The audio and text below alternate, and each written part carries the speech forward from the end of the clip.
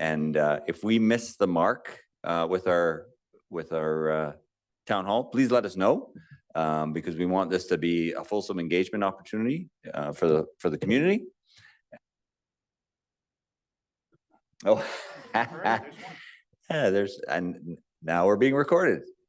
So yeah, we'll beg your indulgence as we work our way through it. If it's not perfect, I get to kick it off, and be warned, everybody, staff included, nobody's seen these slides, including my fellow councillor. So surprise! But I wanted just some visuals to kind of talk about some of the highlights and some of the challenges we're still faced with in our first year. And it really is an opportunity for us to receive feedback directly from the community. So that's the primary reason we're here. And so we'll each of us will talk for a little while. And again, I apologize to my fellow councillors. I'll probably talk longer than them because I've made a bunch of slides, but so I will be a bit lenient on their timing as well. But our primary goal is to hear from you. So once we're done, we'll move the podium over so that folks can get up and ask their questions. You'll have 5 minutes to speak. It's not a single opportunity though. If you want, if you're not finished, once your 5 minutes are over, we'll ask you we'll cut you off there. We want everybody who wants to speak, and then so you'll move to the back of the queue, but you can speak a second time. Hopefully that's clear, as clear as it can be. And so without further ado, I will start. And I know I'm probably going to have to rearrange this a little bit so that I'm consistently talking into the microphone. So forgive me. And I know that's been a bit of a challenge with our live streaming and over Facebook, but we are aware of that and we are working our way through it. So thank you.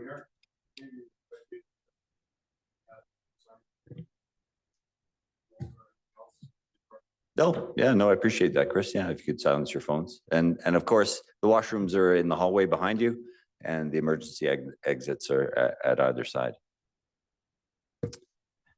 Okay, so without further ado, I'd like to acknowledge that the city of Fernie is in the unceded territory of Yakutat Nucleat.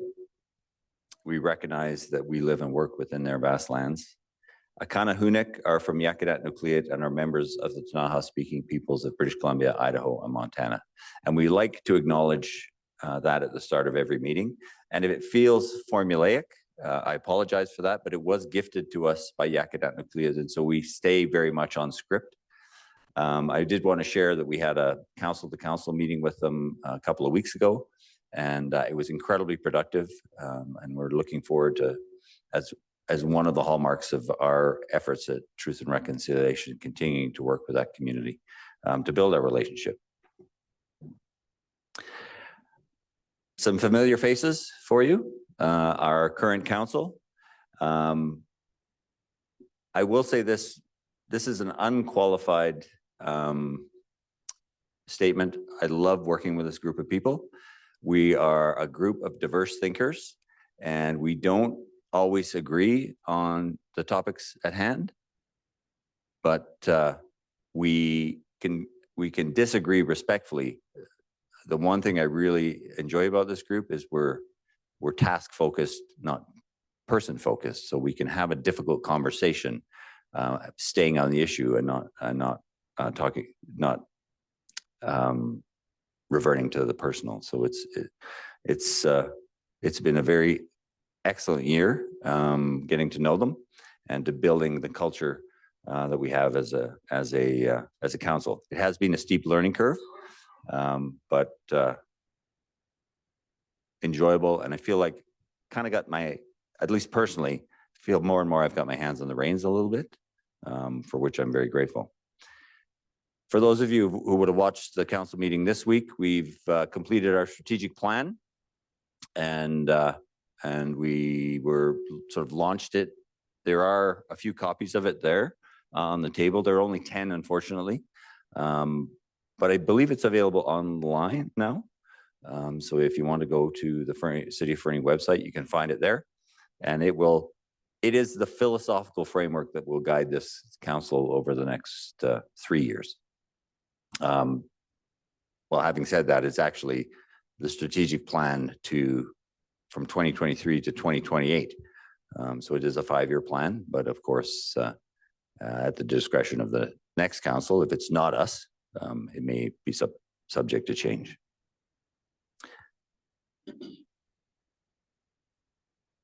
I just want to talk about some immediate priorities that we're working on, and these may differ from councillor to councillor because folks have a different focus, and so that does not mean we're not aligned. It's just that different councillors will have different priorities. And I would say from the outset that my primary priority and the reason we're here tonight is communication and engagement. Like, we are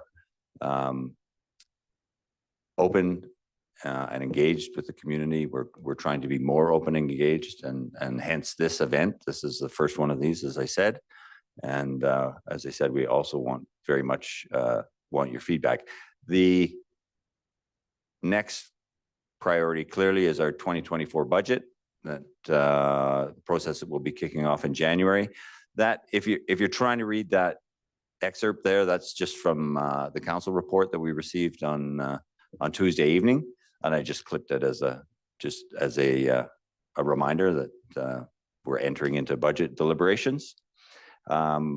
We've launched our strategic plan. An implementation plan will be the next step. That's a priority for us to ensure not only that our philosophical frame is adopted by us as council, but it guides the work of staff over the next 5 years.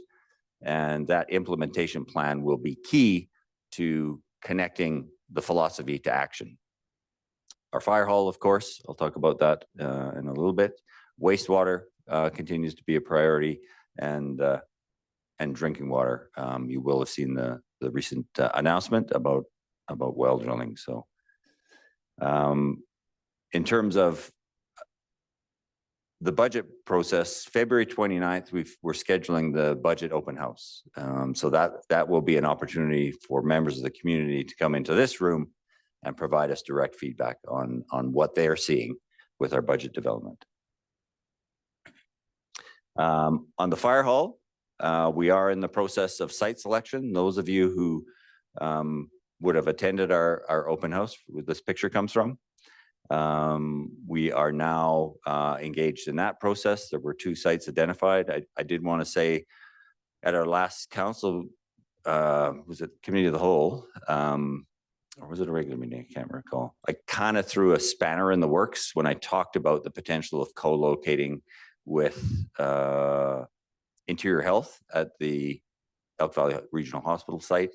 We've since had communication with Interior Health that while they were interested in the idea, as they framed it, their bureaucracy was such that it would potentially delay our project 2 to 3 years. And so given how our firemen are currently stationed in our public works building, and it is a kind of a kludged together solution, but we didn't want to delay any longer than we have to. The next milestones for the fire hall project, concept design. Once we've landed a site selection or concluded the site selection, concept design, preliminary costing, and our funding strategy and phasing plan. In terms of wastewater, we are working with the provincial government to revise our wastewater permit and potentially develop a liquid waste management plan for the future development or redevelopment of our current wastewater facility. I won't read the whole slide, but that phase will likely take us through 2024, and then we'll move on to the second phase, which is investigating from that outputs of that, investigating a design, and then of course identifying funding mechanisms, planning for construction and commissioning. You would have seen the recent announcement on our secondary water source. We are doing some test wells on land adjacent to the Cedars. We have, of course, identified that our James White well, our backup source, is influenced by the Elk River, and the Elk River, of course, contains selenium. And as such, while we are able to balance water usage with our Fernie Creek source, it does create challenges when, for example, Fernie Creek is experiencing turbidity. We can't supplement to the level we'd like with a James White well, and consequently occasionally extend boil water advisories longer than we'd like to. So it's a challenge we want to get past, and we're working collaboratively with tech to identify a new secondary source. Just sort of the last of the projects I wanted to touch on, just completed the Mountain View dike upgrades and the Mount McLean Drive culvert completes the Mountain View dike to the extent it was meant to be across from Max Turk across Mount McLean Drive, and replaces the undersized culvert that was there. And so that's the gated culvert going in, and of course a view of the final dike itself. And now I'm going to flip over to some what I think is some very exciting news for our community. And I will warn you, you're going to see a rendering in the next slide, and don't latch onto that image as that's going to be the ultimate build out, because it's a hideous rendering. I feel like, I don't know if anybody plays video games, but when you watch video game trailers, they always tell you don't mistake this for actual gameplay. Like it, so this is just a rendering. It is not and staff is going to blanch when it goes out there. I'm expecting a little So wait, but the exciting news, of course, and hopefully everybody's already aware of it. We have received $19 million from the province and the federal government to build 100 new childcare spaces in Fernie, with 27 dedicated housing units. Most of those housing units will be prioritized for early childhood educators, not just for this facility, but for other early childhood education facilities in the region, and that portion of housing will be managed by the Elk Valley Family Society. And so we've just received these renderings, and as I say, they're very high level. It's completely two-dimensional. It will look nothing like that. But I just want to give you a sense. It is going next to the aquatic center. That's a preliminary, again, very preliminary site layout. The blank space to the top right of that is the old fast gas site, to kind of orient you to where that will be. The two buildings with a breezeway between, and then a play area to the east, so toward the bottom of the screen. The lines at the bottom, of course, the BC Hydro right away. And just this week, we, again, the renderings are atrocious, so apologies.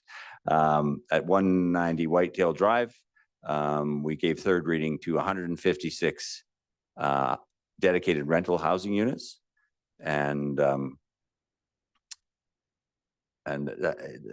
that's a bit of a game changer in my mind for the community. Thank you, Andrew, for miming applause. We're very excited about this. And in fact, the developer today received the hazardous lands development permit for the site in preparation for tree removal. So even in the next week, they could be up there starting to prep the site. And there's a very sort of quick rendering of what one of the buildings will look like. Again, may not resemble actual gameplay. Also very exciting, this week we issued the development permit for Base Camp, 81-room hotel and motel units with 12 residential units reserved for their staff. That, of course, will go on the lands adjacent to the Tim Hortons, that area down there, and potentially the largest commercial development in Fernie in the last 25 years. So very exciting. I want to give a shout out to this group, the Fernie Housing Solutions Working Group, which is a group that I started almost immediately upon my election, and the idea is to create a collaborative table to talk about housing solutions, and it has been a very productive conversation. You see some of the membership there: the Fernie Chamber, Tourism Fernie, Fernie Alpine Resort, a whole array of builders and developers. We've got our housing societies, tech is participating, and of course, City of Fernie. And it has been very productive. There's a number of proposals that have come out of that table. Elk Valley Family Society has proposed a 4-story mixed-use housing project on our old fire hall site, 693 3rd Avenue. That is both commercial and residential, which I think would be a great future use of that site. The Chamber of Commerce is undertaking seeking grant support for a workforce accommodation feasibility study. So they're working to identify opportunities for workforce housing. And the Fernie Family Housing Society is looking to acquire a land adjacent to their North End Court project. So just slightly north of that, we've entered into a conversation with them about that additional land that they could potentially develop. Sorry. And just to quickly close off, our community amenities, we've got a rebuilt, we'll have a rebuilt accessible skate park in the spring of 2024. Very excited about that. I think we've potentially had our challenges keeping some of the kids out of there already, because they're really excited to use it. And that will be a great addition to our community. And I did want to talk briefly about our outdoor rink, because if you haven't been hit up already, we're looking for either some dedicated volunteers or a community group that could help us with snow removal on that rink when it's up and running, because it is a challenge. We had sort of dedicated volunteer, but unfortunately that individual has since passed on and is no longer available. So talk to your friends and neighbors if you know of a solution. We'd certainly love to talk about it. And that's it for me. There's my contact details if folks are interested, but yeah, thank you. I'll now pass it off. We'll move to my right and start with Councillor Hamilton. Thank you very much. Fairly exhaustive list of the projects that we're undertaking and undergoing, so I can't really add much more to that. I would like to echo Mayor Milligan's comments about this group. You know, this is my second term, and it's certainly a different group from last term, and I've been thoroughly enjoying the debate and the discussion that we've been having and the caliber of thoughts that have been coming forward. It's been fantastic. I know you're not all here to listen to me speak, and you want to have your opportunity to ask us questions, so I'll leave it at that and provide somebody else a bit more time to speak.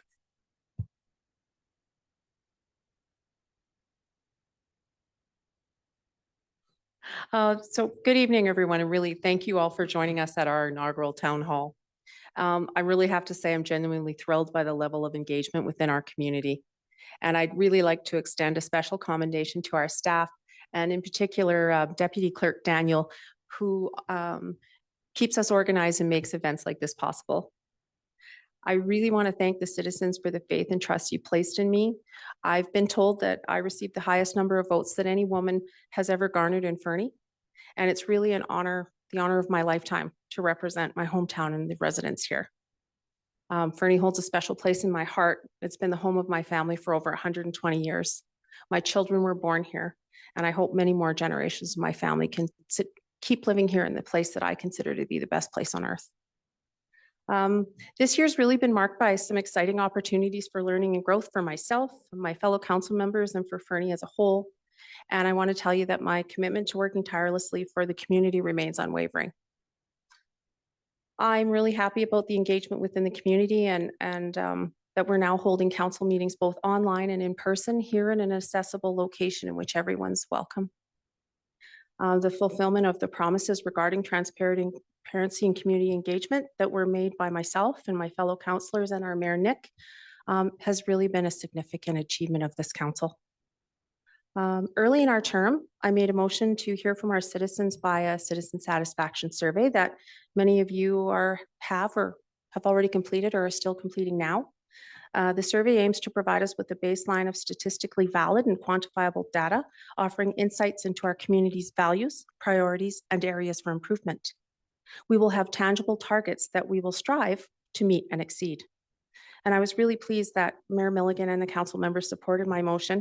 And to date, we've received several hundred surveys, and there's still time to complete one if you haven't already done so. Just reach out and we'll help you with that.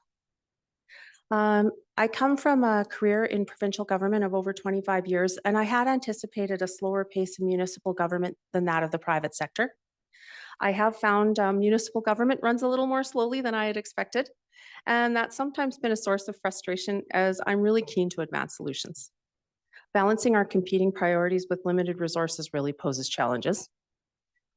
And fiscal responsibility is paramount to me, and our council has emphasized to staff the importance of sustainability and asset management in all of our projects. And as you're all aware, we have a really large infrastructure deficit, and although this is common to many municipalities in Canada, we are cognizant of the fact that tax dollars must be prudently allocated and that they come from the pockets of the people who live here. Our council's strategic priorities are set. Mayor Milligan went over some of those for you, and we're really eagerly awaiting staff's implementation plan, which we expect in the spring. And your feedback on these priorities is really highly encouraged. Our OCP review process is going to begin next year, and I really hope that the current high level of engagement continue and contribute to a really robust update of the OCP. The OCP is our roadmap to Fernie's future. Shout out to our engineering and planning departments. They've been working really diligently on the local government development approval process and are in a recommendation stage. The recommendations are shaped by the input from the development community, staff, and our consultants, and will be furthered by provincial government legislation. Kudos to manager Derek Similini and his team for the hard work. I believe the streamlining that results from the implementation of these improvements will benefit the future of our community. And it's important to remember that development means homes for people and an expansion of our tax base. Mayor Milligan talked about our $19 million daycare and affordable housing project that was expertly shepherded by our CAO, Michael. And Fernie is the envy of many communities. I can tell you that people stopped all of us at the Union of BC municipalities and said, how did you get that project, and tell us more. So we are indeed extremely fortunate to be the recipients of this grant-funded project, which will provide much needed daycare spaces and also house daycare workers and others in need of affordable housing. Looking ahead, I'm really excited about the planned technology and system upgrades that will serve to modernize our organization. Leveraging technology for routine tasks will enable our staff to focus on value-added work and enhanced customer service. Modernizing the organization will provide benefits to many program areas, from finance to planning and procurement, data collection and storage, and it will assist our council in having a clear and current picture of progress on key projects, core services, and spending. And as the mayor mentioned, we're continuing progress with our waste management system to meet the provincial compliance deadlines. We've done some maintenance work on our lagoons, and although that might not sound glamorous, it's really vital. And I wanted to give a special acknowledgement to Doug Mitchell and the team managing our lagoons and our plant. They are really the unsung heroes of Fernie. In closing, I want to ensure the community that we're really attentive and eager to hear from you. The lessons learned from the discussions on Max Turk guide us, and we welcome ongoing participation for projects like the fire hall and the upcoming OCP. And one of my personal goals is to see citizen committees reinstated. Engaged and informed citizens who are armed with facts will undoubtedly guide the council towards the best outcomes. I want the community to hold us accountable to our mandate to improve the quality of life for our citizens and to be good stewards of your tax dollars. I hope to see many more of you at the next budget open house, avidly examining where your money is spent. Thank you very much.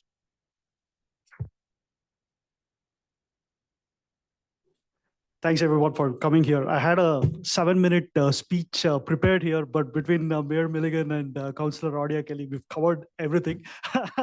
All I want to say here is really thankful for Meredith to have organized this whole setup.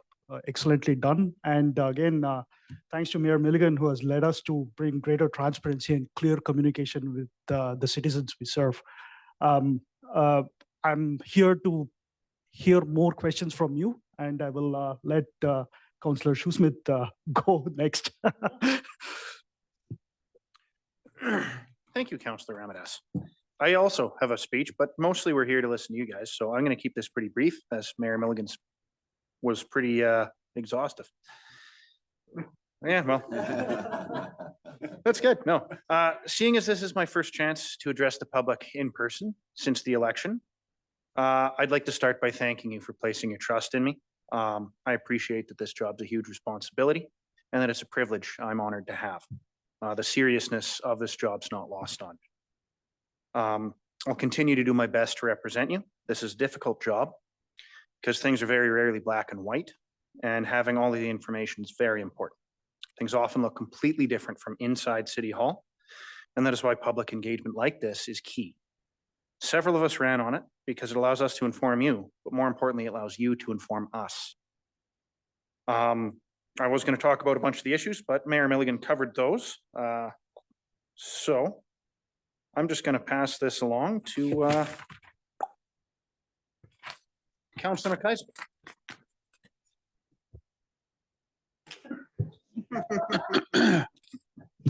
All right, thank you.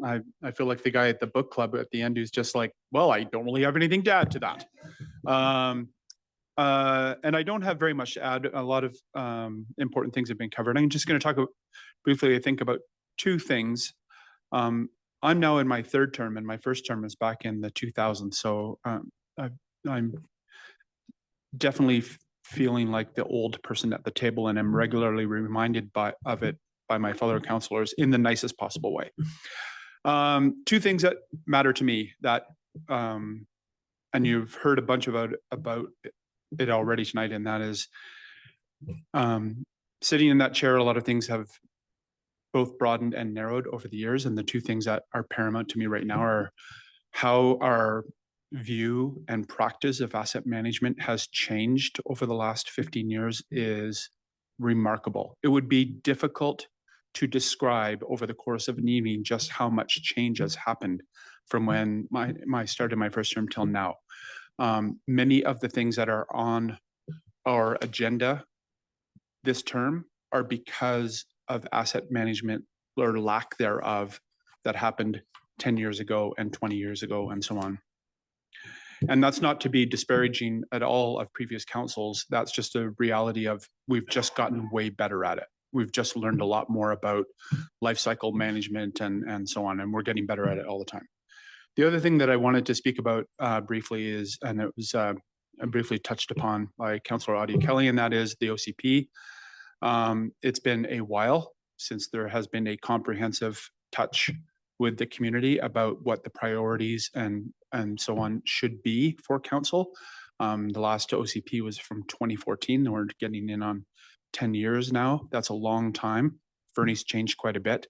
I'm very keen to see that process move forward effectively with lots of communication from everyone in the community to help guide our decision-making over the next few years and probably the next council beyond that. That's really all I have to say. Mostly, I came to hear what you all have to say. Thank you. Thank you, Councillor McIsaac, and we'll now roll the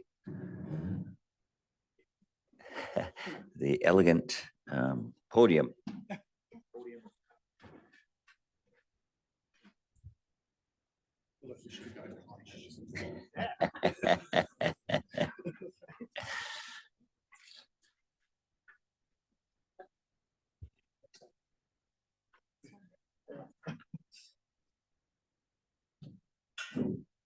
Probably just leave the mic on there, I would think, Liz.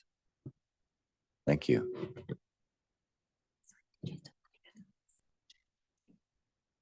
Oh, sure. Yeah, thank you. Okay. Over to you. Who would like to kick us off? Just raise your hand, and Val, if you could identify yourself when you get to the podium, even though I've given your name away. Thank you. Good evening, everyone. My name is Val Desert. I'd like to speak to Prentice Park and the covenant that's on Prentice Park. This is a covenant between Crow's Nest Industries Limited, City of Fernie, registered November 29th, 1972. I'll just read a short excerpt from it because there's a lot of information in it. Together with all buildings, fixtures, commons, ways, profits, privileges, rights, easements to the said belongings or with the same or any part thereof, held or enjoyed, and the estate, right, title, interest, property, claim, the said grantor, Crow's Nest Industries, into or open the said premise to have and to hold unto the grantee, City of Fernie, as long as the lands and premises are hereby conveyed, shall continue to be used exclusively for a public park and recreational facilities, subject nevertheless to the reservations, limitations, provisos, and conditions expressed in the original grant thereof from the Crown. Every part thereof not to use the said lands hereby conveyed for any purpose other than as a public park and recreational facility as set forth. So I was fairly astonished and upset that Prentice Park was even being considered, because this has been 51 plus years that no other mayor or council has seen fit to use this park as anything other than public park and recreational facilities. And I know full well that 902 was bought with taxpayer funds specifically for that fire hall. So I'm speaking to all of you all to say that I'm 100% in favor of the fire hall, always have been. Totally, adamantly, 100% opposed to anything being done with Prentice Park. And I'm glad you took the hospital out of the initiative, because no sick or dying person needs to be subjected to extra stress of noise. So with the, I have a few more minutes probably. Harsh, I'd like to thank you, because I follow everything online via Zoom. You were the one who initiated keeping the 15-minute public input. Thank you for that. Other councillors and mayor, you joined in, but you were specific to keeping that as part of the recognition that you do work for us. And I appreciate that. And I also appreciate your financial knowledge and you seeking to have financial information prior to setting the mill rate before the budget purpose. I work for the city myself, and so I know how important that is. So not that I don't thank all the rest of you all, and I appreciate you answering my phone call every time I call you, Nick. I think that's awesome. But I wanted to specifically address you, and I want to thank you. Thank you, Will. Thank you, Mrs. Desert. We appreciate your perspective, and I trust you've provided your perspective through the public engagement in terms of the site selection for the fire hall. it hasn't been, site selection hasn't been completed yet, so we very much appreciate that feedback.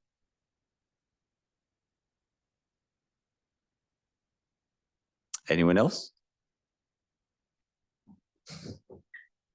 Hi. Hi. So I'm new to town and I'm just wondering, from what she cited in the agreement between the city and the donor, what are the repercussions? Like, how do you, if you did choose that site, what are the repercussions of choosing it? Do we lose other parts of that site or? It's a very good question. So if that site was chosen, we would have to reach out to both Shell. So Shell Canada is now the holder of the covenant. It transferred in the early 80s, I believe, from Crow's Nest Industries to Shell Canada, and to determine their openness to that covenant being breached or acceptance that that covenant would be changed. We'd also have to reach out to the Prentice family because there are surviving members, of course, of that family, and that the land was conveyed to Fernie in honor of William Prentice, who was a longtime employee of Crow's Nest Industries. So it would have to go through a process of would those parties accept a change to that covenant? Thank you. No, good question. Thank you. Anyone else?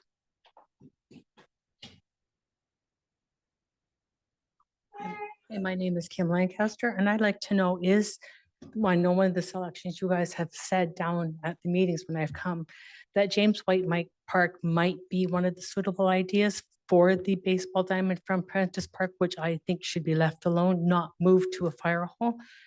But is James White Park suitable for adult baseball? Do we have the funding to upgrade it to an adult base? In its current configuration, it's not suitable for adult baseball. It would have to be changed. So that was one of the considerations, because in the process of looking at Prentice Park as a potential site, and I of course use that word potential because the decision hasn't yet been made, we would have to look at an alternative. And one of the things that I keep thinking about, and this is, I am not speaking on behalf of council or the city of Fernie, this is blue sky thinking for me, is we have a whole bunch, city owns a whole bunch of currently unused land where the old landfill was. It has a clay cap on it. It has a membrane on a portion of it. Some of it was never used as landfill, but it's essentially sterilized from development. You can't put a permanent structure on it. But around the world and around North America, people have invested in that sort of infrastructure and created sports fields on that sort of landscape. I'd like to in the future for Fernie to take a very hard look at that. I just visited Montreal, and what is soon to be the largest city park in Montreal was built on a reclaimed landfill, and it's perfectly functional. It's a beautiful park. I think there is a long-term vision that we need to create, particularly for recreation in this community, because I hear from both of you the feedback on the importance of the ball diamond at Prentice Park, and honestly, when we were in the public engagement for Max Turk, that was one of the primary pieces of feedback, was the potential loss for public use of that recreation ground. And so it feels like we have a bit of an Achilles heel in terms of opportunity in our community, and that Achilles heel is the availability of outdoor recreation facilities. And so I'd like to create a vision where we have a long-term plan that sees them increased in a really sustainable way on land that likely can't be used for anything else. Also, do we have the money to upgrade the James White Park for the adult use? And if it floods again, all those fields are going to be flooded and they're not going to be usable like they were for 2 to 3 years prior. Yeah, I think that's after the flood. that's So an do we absolutely fair have the observation. funds to upgrade the field for adult use? And do we have the funds to fix up the fields when the flood does? Because it's going to flood again. I was born and raised here, and down that area has flooded Mhm. over and over and over. Yeah, I wouldn't want to speak to post-flood, what the funding would look like. We would budget, was a decision, if the words decision were made that we were going to expand that park, we would budget to ensure that we expanded that park for adult use. But of course, funding for the post-disaster funding, very hard to speculate about because Can't do it. it's impossible to know what Yeah. the effect would be. You know, that we've all seen the river change course several times, so it Yeah. would be a real challenge to guess at what that might look like. Because I know when people are in the hospital and when they have the baseball games, the patients at the hospital, including who is ever in there, love watching the games and seeing all the people out there playing. It's normal to them. You take that away and you're going to have just buildings everywhere and nobody's going to be happy. I appreciate that. But thank you perspective. for listening on this No, no, issue. thank you for bringing it forward. I appreciate it.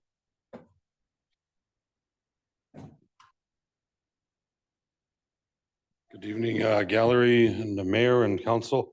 Chris Inglis. I have been a resident of Fernie for over 50 years. I currently reside in Cranbrook, but I'm here on behalf of my mother who resides at 1151 First Avenue. Just some comments about right now with the fire hall. I just know there was a long-term business in Fernie here owned by the Brahma family, Richie Brahma, the three sisters, and Subway.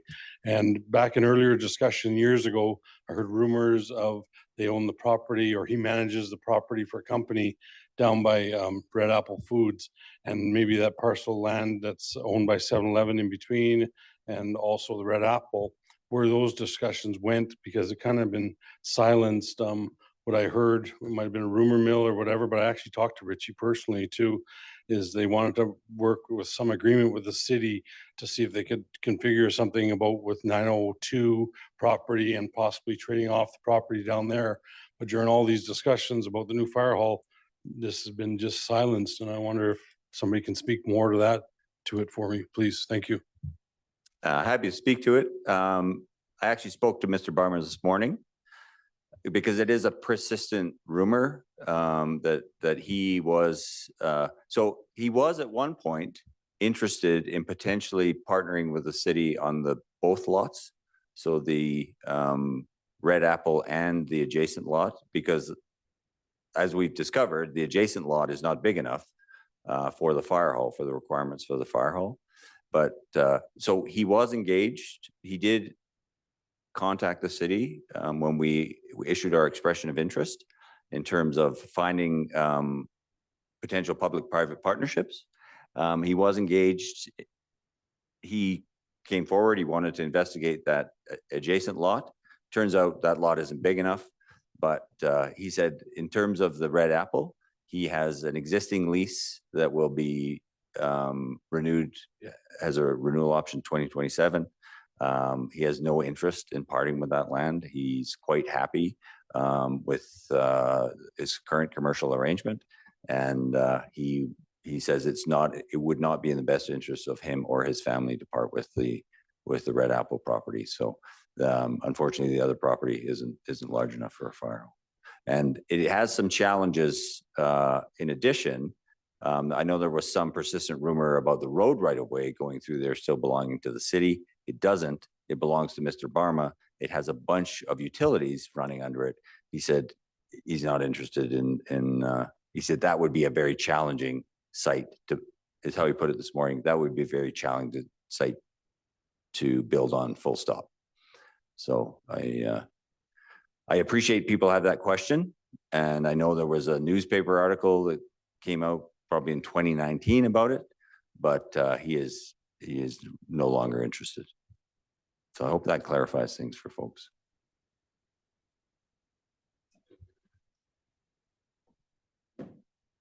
Good evening. Hello, I'm Tom McGee. Sorry, about the fire hall again there. But yeah, we've kind of been presented with two options as a community. Just like to know what was the process in deciding on those two options, and what other sites were discussed when deciding on the two sort of options that were presented. Thanks. Well, I appreciate the question. I'm not the expert on the site identification process. I know there was so we've hired a consultant, and I may turn to staff at some point for support on this, but we've hired a consulting firm called Arcadis that we've engaged to help us through the site selection and public engagement process around site selection. And so part of that site selection was identifying city-owned land that was potentially provide enough, that would have enough space and was serviced such that it would meet the needs of a future fire hall, because there are very specific requirements to build a fire hall for a community of our size.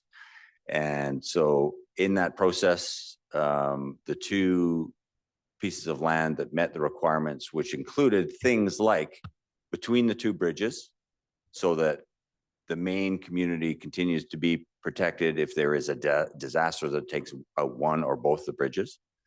And that is on this side, the main town side of the railroad tracks, because the current call split, I believe, is 18% of calls are on the east side of the tracks, and the balance are on the west side. So it's very clear that the ideal site has to be on this side.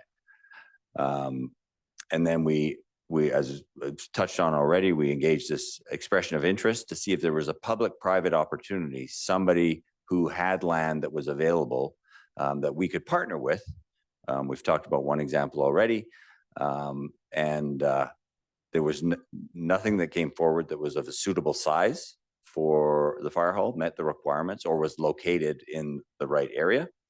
And in addition, we reached out to the Regional District of East Kootenay, who are building a new fire hall for Hosmer.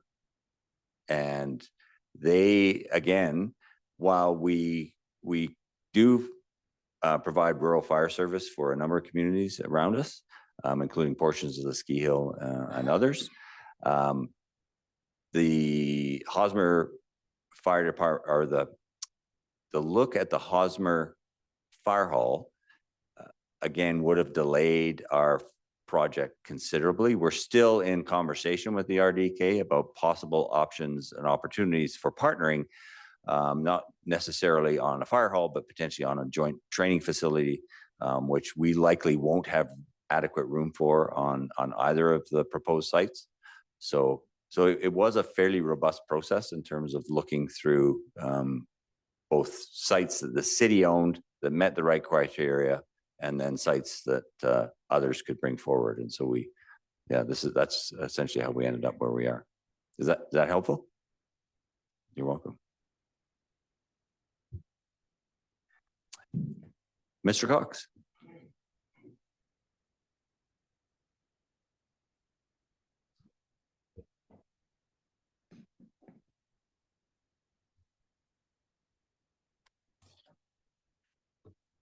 Your worship, members of council, senior staff. I was given the committee of the whole report that was scheduled to be delivered to council last night, but because of the deferment of the potential of this hospital lands was not on the agenda. So I took a long time to read through the committee report. I did not read the 356-page report of the consultant. But I did go, pardon? Yeah, it was. There's a lot of colored pictures in there.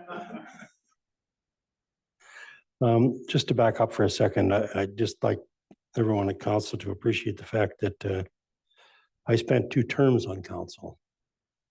So I know all about the rigors of public input, and I too am glad that we now have an open public input session, because it certainly was entertaining, and we learned a lot from the real people when we were sitting on council.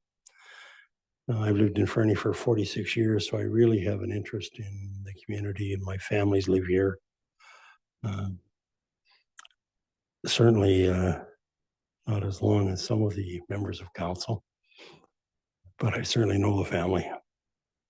So guys, it came down when I read the report to the two properties. But I think that there are some grievous errors in the consultant's thinking about the amount of land needed for a fire hall. And I paid particular attention to the report which details of the 1.5 acres, what was needed for the various aspects of the site that I think should be on the highway. It doesn't make any sense to me that we put it anywhere but where the majority of our calls are, both long-term and I expect even to become more of an issue as the city grows. So before I get into the details of that, I want to talk about the three sites that I thought were there. So the first one, and your worship, if you give me a high five when I'm getting close, thank you. 902 2nd Avenue, which is the site across from 901. I'm very concerned about the ability of the downtown area to grow at all long-term for the community. There are some buildings that can be moved and will be moved. I'm sure the bus barns would gladly get out of the downtown core. I'm certain that the BC Hydro former building, and I'm not sure whether council or we still own it, we as citizens, but I thought we had bought that piece of land. But it looks to me like, is it the Tanaha that have bought it then, or the Tanaha speaking people? Sorry, Mr. Cox, it's still in the hands of BC Hydro, and they sublet it to NUPCO, which is the Tanaha Development Corporation. So there would be some potential then for that purchase, that area to become part of the growth of the downtown community. I really don't think we should restrict the growth of our downtown potential by putting a fire hall max stab in the biggest property. But again, if it happens, it has to happen. The disruption of the ball fields was something I certainly was against, and I think it's important for recreation. I read about the possibility of moving them to the James White Park, and former councilor Eden reminded me that those, and several people speaking today reminded me that things that are built outside the dike don't do very well in the city. The third site is 1 minute. All right. The third site was blown apart by you today, Your Worship, in your story, because I really thought that did make some sense, and I listened to the other people that had some concerns about the well-being of the hospital patrons and those kinds of areas, and I can accept that. I'd like to leave the mic then for a minute and let other people speak if they'd like to. Thank you, Mr. Cox. Very much appreciate your perspective. And just for clarity, when I raised the potential of the hospital site as a co-location, that wasn't my idea. I don't want people to think I brought that forward. We were initially approached by Interior Health, but it was sort of the local capital folks, and it was someone at a higher level who was very clear that's not going to work. And I do appreciate, as has already been raised, and it did occur to me even at the time, you know, we have a challenge. Our hospital is full. It has no available beds because we can't move folks to longer term care facilities, including Rocky Mountain, because they don't have the long-term care workers. So yeah, the hospital are building a fire hall immediately adjacent to a hospital where you can't move people of beds, I think, yeah, it's probably not a good plan. So I appreciate that perspective as well. Thank you. Anyone else? Mayor, I was just curious on the proposal for the fire hall. It just seems like everything, it doesn't matter what council's in place or what mayor's in place, but everything in Fernie moves at a snail pace. And I just wonder why, like, you know, you look at Sparwood down the road and you guys always compare other communities, like they're just booming, you know, with the new McDonald's, the new Canco and the new complex for housing has gone up and started build, and there's already residency, and ours isn't even, you know, it might not be part of the city, but I think it should be part of the communications of the city of Fernie to update people on these things. But what I don't understand is why everything at the city of Fernie and City Hall moves at a snail pace, because I think we were talking about, when was the fire hall decommissioned?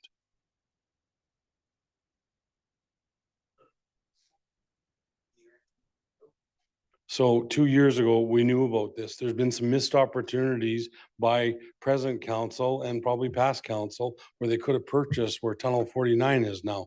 That property would have been more than accessible and big enough. I don't understand why everything's got to go through a consultant and listen to a consultant in the direction when, like I said, Mr. Cox had a great point. Like, you get more value up from the citizens if you open up to the citizens. And one of the things that you guys did promise, most of you did during the election, was to be open policy. Well, you know what? The biggest thing that I heard before the election was Facebook commenting. Well, here you are sitting in these chairs a year later, and those Facebook comments are still not turned on. And how about the public input period where you can only talk about the things that are on the agenda? So if somebody has a concern in town, they can't bring it up because it's not on the agenda.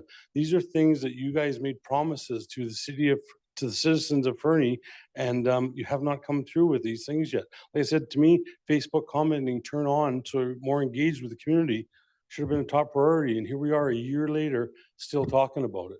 Why does everything at the city of Fernie and City Hall move at a snail's pace? Thank you. Well, as always, I appreciate your perspective, Mr. Inglis, but I would take issue with the fact that things move at a snail's pace. Since we've been in office, we've got $19 million, 100 new childcare spaces. They will start in April. They will be done in 12 months. They're a modular construction. We have approved 156 new housing units. Like, things are happening in this community. We've just, as I said, issued a development permit for a new hotel. Like, things are happening, and they're happening quickly under this council. So I object to the notion that things move at a snail's pace, but things in local government do occasionally move slowly, because local government isn't about expediency. It's about fairness and ensuring this conversation tonight, all the feedback we're receiving about the fire hall is important feedback. And so we want to be fair to the citizens of this community and let them know that we've heard them. So sometimes things do move more slowly than they seem to need to, but it is for that, not just the appearance of fairness, but actual fairness in terms of hearing the perspectives of the community.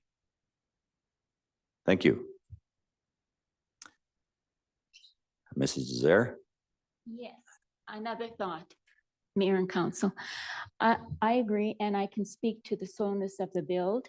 I can speak to the slowness of the build of North Court. Oh, please. It was COVID, right? Everything was shut down.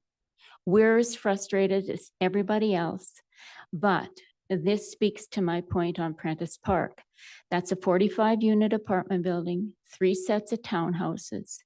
Now, Prentice Park has in proximity 7 other apartment buildings, 2 more sets of townhouses, the golf course, all of the surrounding area of people living there, and all of the existing residential people that have been there for however long. And the feedback of those people who we had no idea that there was even the hint of a fire hall going to be potentially built at Prentice Park. that is going to cause a horrendous amount of you getting feedback, Fernie Family Society getting feedback. I mean, you've got two schools, high school and Isabella Dickin. That's not the place for a fire hall. Just my opinion. But the reason why it's been slow going was because of the shutdown. Nobody could work. So nobody likes it, but that's the way it is. No, I appreciate you adding that, Mrs. Desir, because yeah, you and the organization have been very diligent about advancing it, and it is unfortunate that it's taken as long as it has. I have visited it and walked through the units. They're beautifully fitted out. It's a really nice facility. I think nobody wants it occupied more than you and the society. So I very much appreciate that perspective. Thank you. Hi, I'm Melina Anselmo. You have to excuse me, public speaking is not my forte. I don't know if any of you have children that attend Isabella Dickin, but placing the fire hall down at Prentice Park would not be a great idea, even with the traffic and on a good day, the amount of kids going to and from the school and the parents pick up in the buses, and you got the high school and the kids down there as well. I just don't think it would be a very good area, especially with the housing there now.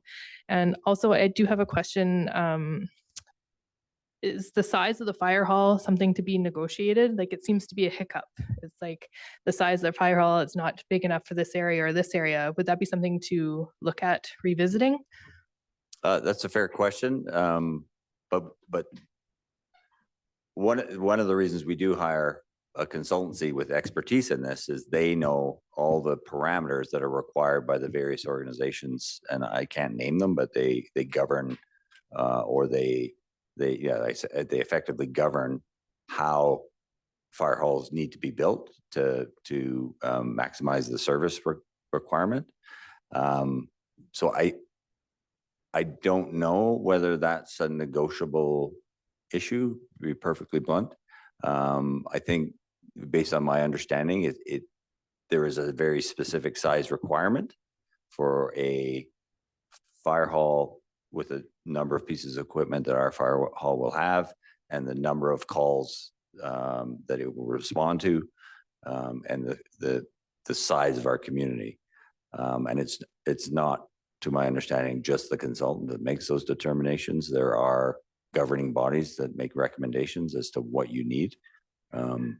So while I can't say categorically it's not negotiable, I don't know 100%.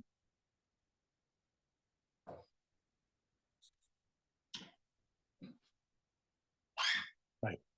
Name's Dave Gilday. Totally off what we've been talking about so far. Taxes in this town.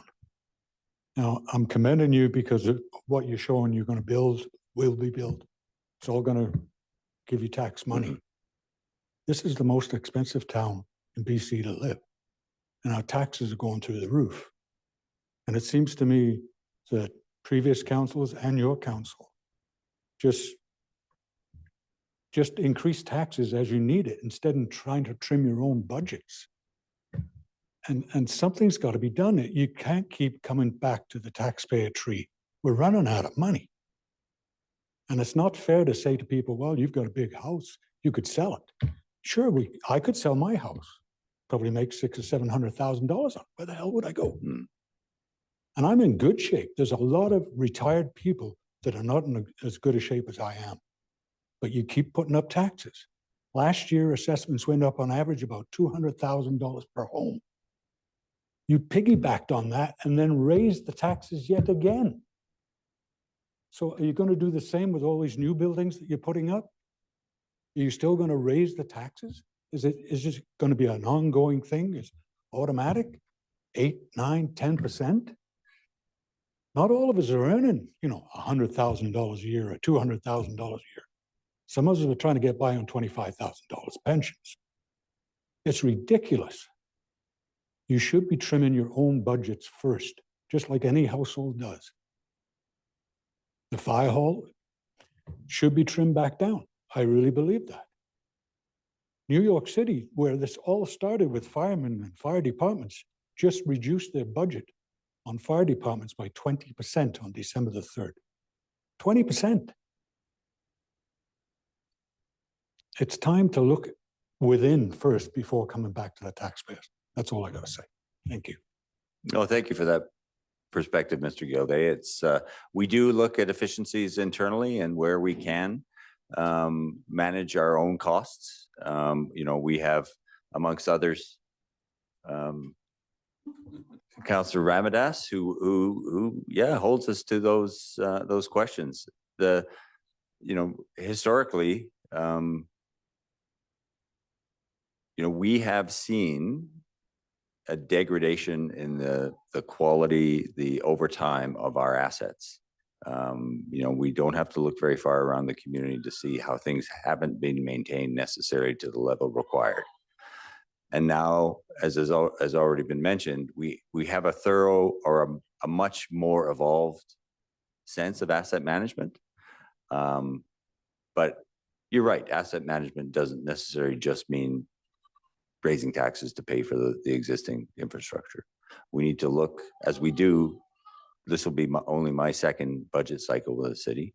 We need to look at our efficiencies internally, where we can save money, analyze our cost drivers and understand where that money can potentially come from before we go to the taxpayer. We've actually built that into our strategic plan, that we recognize the money we spend comes from the people in this community. And so that is a philosophy that has to guide us over the next, well, as I said, 5 years, but certainly the next 3 years. Yeah, we're not insensitive to that. So I very much appreciate that perspective. Mr. McGregor. Thanks for making time for everybody today. It's great to see you guys coming out and just inviting everybody out to have an open conversation and just raise any of our concerns. On the fire hall topic, I have been inside 2- and 3-story fire halls in Calgary, and some of them are great. They can make them more compact. You've got meeting rooms up top, different facilities. So I think sometimes you have to give people limits when you let them start designing a project. Otherwise, they can kind of go wild. From my recollection of the public works building, it went from about a $1 million bid to a $3.5 million project to a $7.5 million project. So I'd like to see some really well-defined limits before the project like that is really commenced. And then more of my topic more tonight was just more long-term thinking instead of long-term planning, as well as long-term planning. I feel like the OCP kind of can get pushed around and forgotten about sometimes. With the dirt park, just putting in new jumps, and they did an amazing job. And now a daycare is moving in while they're tearing apart the skate park on the other side. To me, with long-term thinking, I would have loved to have seen, if they're going to rearrange the area there, the daycare go across the street and the skate park be moved next to the dirt park. So then you would have had one long-term facility or for recreation on one side of the street, and it could have been broken up a little bit better.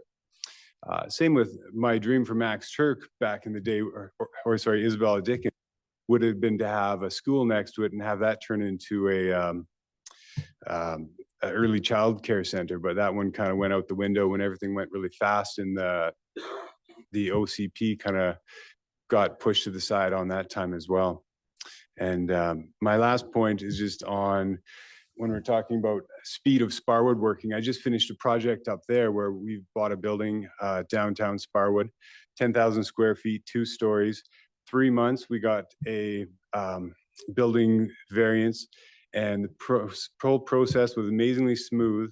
And now with private money, we're able to at least double the size of the daycare for Sparwood.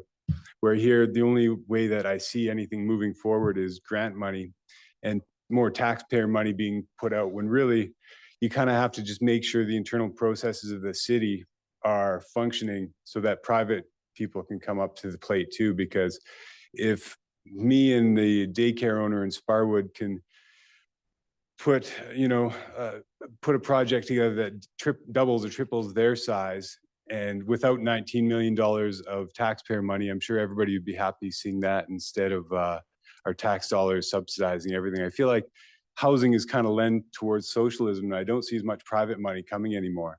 I'd like to see the city work on their planning infrastructure and make sure that they can facilitate projects at a much faster rate. Thanks. Thank you, Mr. McGregor. Yeah, a couple of comments. Appreciate what you're saying about the skate park. Ideally, yeah, ultimately it would be co-located with the dirt, like it would be a recreation complex. I like that thinking. The challenge, of course, was the very accelerated timeline where we got the monies for the childcare facility and the housing. The skate park was already well underway. Like it happened very quickly, and we had to move on it. It was actually money that was meant to be spent in 2022 that the ministry made an exception for because we were able to partner with an Indigenous company, Nuco, who are supplying the building. They were able to make an exception for to accelerate that pilot project here. And unfortunately, to your point, the skate park was already underway. And in terms of improving our processes, it's I think it was Councillor Audia Kelly may have touched on it already. Was we've entered or just completed our local government development approvals process enhancement project. That was rolled out to the building community a couple of weeks ago now. I think just at the end of November, to great feedback. And we're continuing to engage and work with that community to ensure that our next systems, our improved systems, serve them better and serve us better. Because we want, as Councillor Audia Kelly said earlier on, we want our processes to assist our people as well, so that our processes internally are quicker. They require fewer staff hours of focus. They're more automated to the extent possible, so they're improving the process on both sides of the equation. So that is a goal of ours, and we are working toward that. Yeah, please. Thank you, Mayor Milligan. To your point, the approvals process here is definitely a big item for my agenda as well.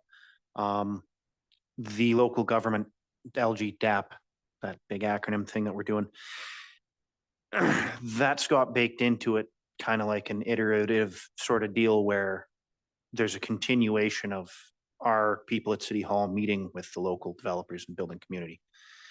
So nothing's a cure-all panacea really, but I do actually see it providing some help in that front and continuing to improve into the future. Thank you, Councillor. Anyone else? Mr. House. Simon House, Fernie, BC. Excuse me. Nick, just a clarification, I think. It's my understanding that the red apple is not a consideration now as it's off the table. However, I understand that the land adjacent to it is. That's my understanding from Richie. Perhaps that's yours or not. I'd just like a clarification on that. Absolutely. Sorry, just to answer that question, it was looked at, but it isn't big enough for the fire hall. That's the key point. So Yeah. it's still available, but it's we just got handed some copies of similar fire stations that have been built in the area that do fit on that site. So I think it's important for this crowd to understand that site is still available and that there are fire halls that can fit on that site. Could you give me an example of a fire hall that would fit on that site? I'd have to send you an email that I've been told we're not allowed to send you. But we're not supposed to share things that aren't that are privy to. So second was you mentioned that there are some disagreements, which is good. You got to have that debate. I'm wondering if that disagreement, is there any common thread in that disagreement? In terms of, sorry, the conversation at council? Yeah. Common threads of disagreement? I don't think so. Like, I think, so when I say, I would say we have healthy disagreement potentially on almost any topic, because everybody comes from it from a very specific perspective. And I find that none of us are afraid to have our minds changed in terms of what the conversation looks like. As I say, it's a very task-focused, not a person-focused conversation. And I think that's really served us well. I looked to my fellow councillors to see if they have anything to add. That's how I see it. I've really enjoyed the debate. I'm, it kind of falls to me to steward the debate when it happens at the table, and I try not to be heavy-handed. I try, because I also have a perspective, but I'm, very clear with my fellow councillors that I am just another councillor, and their opinions have as much weight as mine. Councillor McIsaac. Thanks. I've already had to rein him in on being autocratic at least one time. Sorry, I just wanted some clarification for the question, if you wouldn't mind. And that when you asked about the common thread, were you asking the question, are there things that we are all in agreement in? Or were you asking, are there things that we all disagree on? Wasn't sure if I understood which way you meant.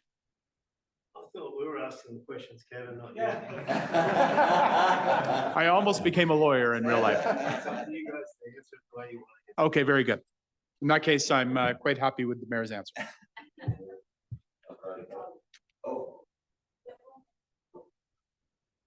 Mr. House, to your question there, I think it is, I agree with what Mayor Milligan is saying. There's healthy debates.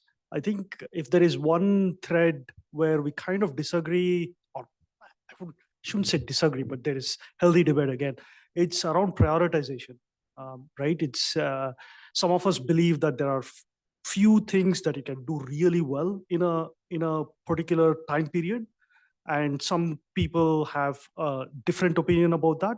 So that's where we kind of get into a healthy debate.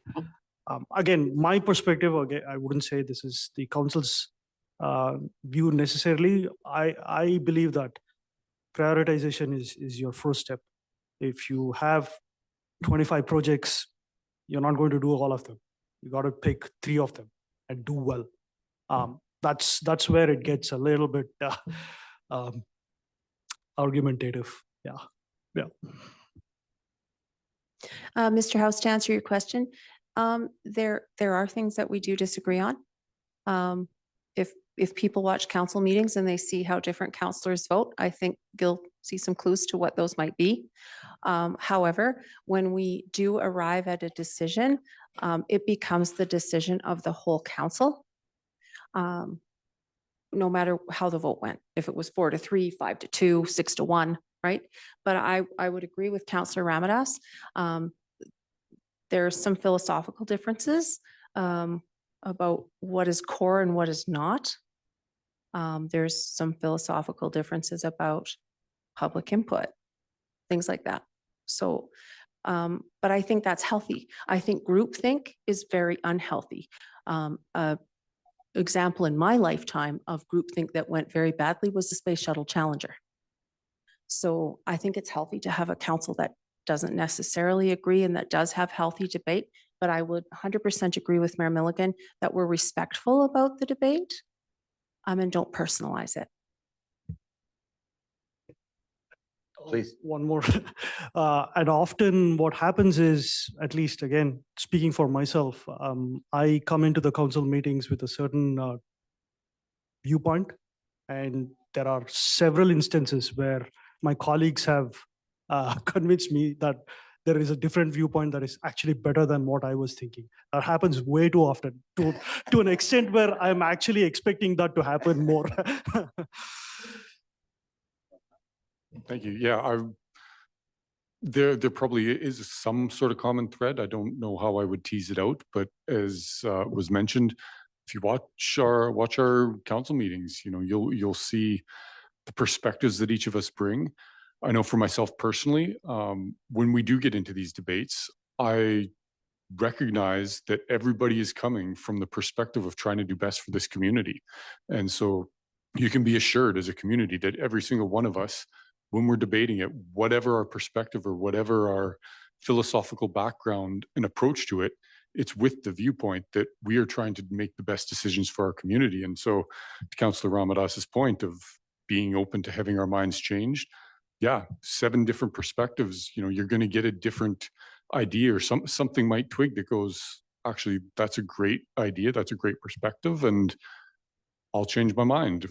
Let's go with the flow, or let's go in that direction. That is better than what I thought. So that's my answer to that. Thank you, all of you, for the input. Yes. So my name is Kim Lancaster again. I would like to know, and with all the city building that's coming online now, can our settling ponds handle it? All the new baking, and are we going to be able to afford it? And all of the seniors that we all live on pension now, not a lot of us, some of us seniors, yeah, we can sell out, but where do we go? Where do we live? And why do we give up a community that I was born and raised in, fought darn hard to keep the house that we have to sell it, to have some Calgarian come in, or somebody from out of Vancouver, whatever, come in and take our home that we have worked so hard to keep and to make this community is our home in our community. Why are we as seniors being pushed out? Because all it seems like the city wants is money, money, and money. Okay, we'll go after the taxpayers. There's young families that can't live here anymore that are not coming back because they can't afford to come. I've got 2 kids that can't live in this town, that can't buy a home, that can't find a place to rent. Right now, Vancouver, you need $26 an hour to be able to afford a rent. Fernie is at $25.64 to be able to afford rent in this town. Nobody's going to pay that in this town. They can't afford to. And that's why they can't keep any of their residents. They can't keep their workers because they just can't afford to pay them. So people leave. Eventually, us old timers, we're going to have to leave. We don't want to, but we're going to end up having to leave. And then it's going to be the part-time people. So then city council can ram through whatever they feel like at the time, who is ever in power can ram it through and say, oh, don't worry about it. But the residents now and the young families are going to have to pay the building of this. We have to replace our settling ponds. That's what, 70, 90,000 or 90 million, pardon me. Kimberly just did theirs. Are we going after funding to help replace ours? Or are you just going to go after the taxpayers? The city of Fernie also needs a new fire truck. That's what, 1, 2, 3 million on top of whatever the new fire hall is going to be, 20, 30, 40, 50 million. Is it going to go over cost like it did over at the city yards? Why can't they stay at the city yards? I know they say because of the, if it's a disaster. But if there's a disaster on the other side of the tracks, it's going to be the same thing. How do they get to us? If the landslide comes up on the top of the hill in Ridgemont, like one of the houses just came down. How do we evaluate the pricing for us seniors or for the locals that want to stay, that aren't millionaires, that have 2 or 3 homes, that we have worked to stay in this town? How are we going to afford the new settling ponds? How are we going to afford the new fire truck? The new housing, the daycare that's coming up over in Ridgemont here? That's fine. When's the hours of it going to be? 9 to 5? What about the ones that have to work hours? Waitresses that work after 5 o'clock, they have to work to 10, 11 o'clock at night. How about the ones at the mines? They don't have 9 to 5 jobs. They have 12-hour shifts. Some of the restaurants, 8-hour shifts. They're not going to have a place to take their kids. Who says they're going to have a place for them? Are we going to have workers that work for them? There's a lot of thought in all this taxpayer money that you want us to put out. That's fine, but you guys got to start thinking of all of us. It's just not as easy as we'll go after the taxpayers. I've asked for opinions on why we have to have high-end electric cars that are in the city right now. Why do we have to have high-end stuff? Can we not just go common ground? Go economy? Why does the city of Fernie have to have all these fantastic high-end vehicles? Why do we have to have a high-end, fancy, glorious Taj Mahal fire hall? Can we not be a small one? Can we not do stackable. Like there is places in Calgary that do it. There's places in Vancouver that do it. And yes, they are cutting their budgets big time, 20, 30, 40%. Why do we have so much involved in just our fire hall? We have to start thinking normal economy. Because if this mine gets sold, who says Glencore is going to pay for everything in this town like they get now? All of the bonuses, all the freebies, that a lot of the stuff they donate to this town. Who says they're going to do it anymore? Jack has been amazing to the valley. But who says Glencore is going to do it? Are we guaranteed that Glencore is going to help with the communities? Are they just going to come in and say, yeah, whatever? And then it's going to be up to us taxpayers, us workers, us locals, including our school kids. Are they going to be here? We shut the school down?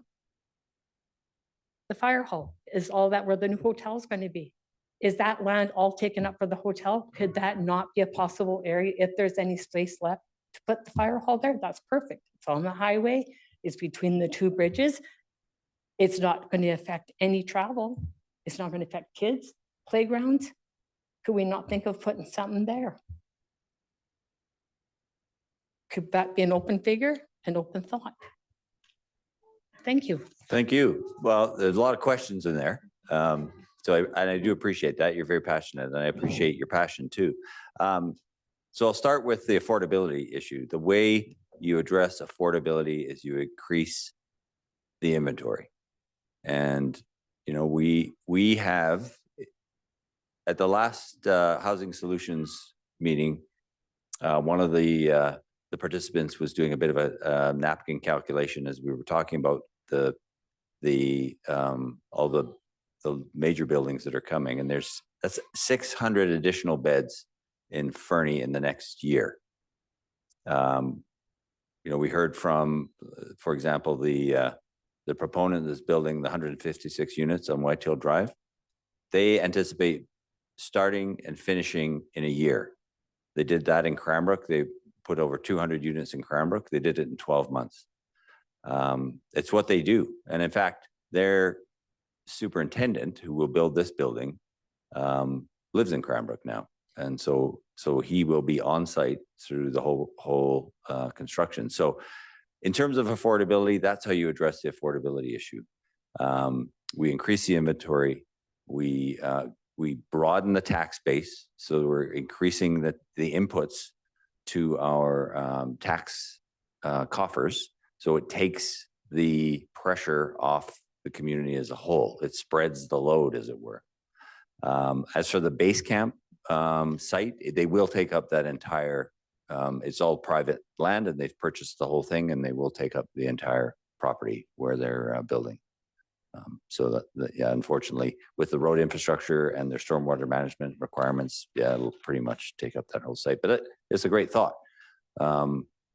You know, one of the earlier speakers talked about long-term thinking, and I think that is key, absolutely key to our success. We can't think 5, 10 years in the future. We have to think 25, 50 years in the future, and our OCP needs to inform that. And I think one of the challenges that we've discussed at the council table is historically the OCP, when it was completed, had a broad stakeholder participation implementation committee. But unfortunately, for reasons I'm not aware of, that implementation committee didn't last a year. I think anybody who's, whether it's they run a private business, they've worked for a large corporation, they work in a municipality, you can put all the documents together you want. If you don't have somebody who's going to steward the implementation of it, it will not happen. So that's, in my mind, where we get our future looking planning, is through a robust OCP that has, as Councillor Audie Kelly said at the outset, has broad community input, creates a real vision for this community, and we recruit, amongst others, yourselves, to a implementation committee such that we steer to it all the time.